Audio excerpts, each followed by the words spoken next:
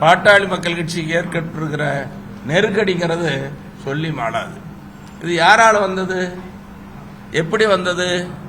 உங்களுக்கும் தெரியும், எனக்கும் தெரியும், தமிழ்நாட்டுக்கும் தெரியும்.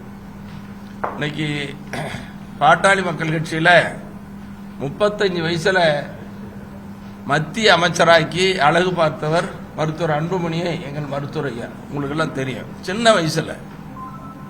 இன்னைக்கு பாட்டாளி மக்கள் கட்சியும் வளர்ந்தது மருத்துவர் ஐயா தான் முக்கிய காரணம். அதுக்கு அன்னைக்கு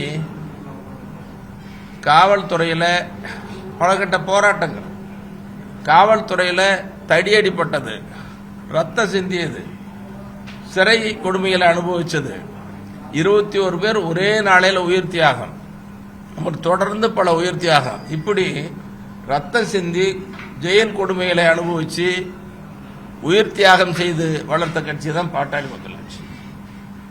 எங்க மருத்துவர் ஐயா பாளையங்கோட்டை சிறை ஒண்ணுக்கு தான் போகல, மீது எல்லா சிறைக்கும் போனார். இந்த ஜி.கே. மணி மருத்துவர் ஐயாவோட 46 ஆண்டு காலம் இன்னைக்கு வரைக்கும் அவர் கூட பயணம் பண்ணிட்டு இருக்கிறோம். நான் நிறைய சிறைக்கு போயிருக்கிறேன்.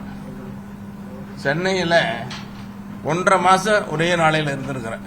பாண்டியன் இருக்காரா, பாண்டியன் கூட இருந்தா நிறைய பேர், எல்லாரும் என் கூட சிறைக்கு வந்தவர்கள் எல்லாத்துக்கும் தெரியும். இப்படி சிறை கொடுமைகளை அனுபவித்து வளர்த்த பாட்டாளி மக்கள் கட்சி சோதனைன்னா எங்க மருத்துவர் ஐயாவான இப்படி தாங்கிக்க முடியும்?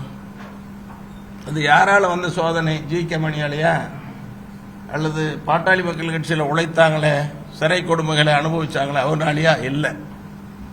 அவர் வளர்த்து படிக்க வைத்து ஆளாக்கி மத்திய அமைச்சராக்கி இன்னைக்கு கட்சி தலைவர் பதவியும் கொடுத்து அழகு பார்த்த மருத்துவர் அன்புமணி அவர்களால் ஏற்பட்டிருக்கிற மிகப்பெரிய வேதனை, சோதனை.